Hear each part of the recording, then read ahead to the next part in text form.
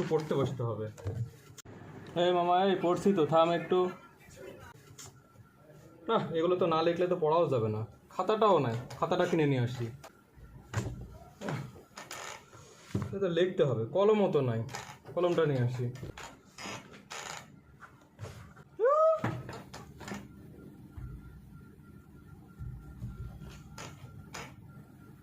অনেকক্ষণ ধরেই তো পড়ছি, মাথার মধ্যে ঢুকছে না।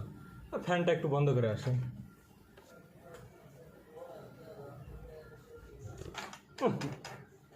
একটা চা খেয়ে আসি, অনেকক্ষণে পড়া হলো, আর পড়তে ভালো লাগছে না।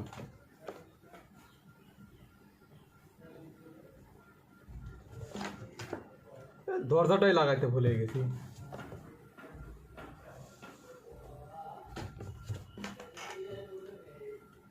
একটু ফোন দিই বাসাতে।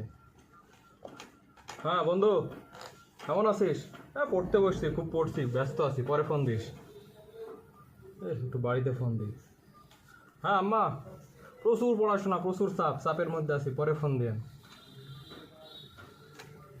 হ্যাঁ বন্ধু, আর বলিস না, সারাদিন পড়ছি, পড়তে পড়তে পড়তে পড়তে বিরক্ত লেগে গেল। ঠিক আছে, পরে ফোন দিস। পড়া ঢুকবে না মাথার মধ্যে, একটু ঘুমাই।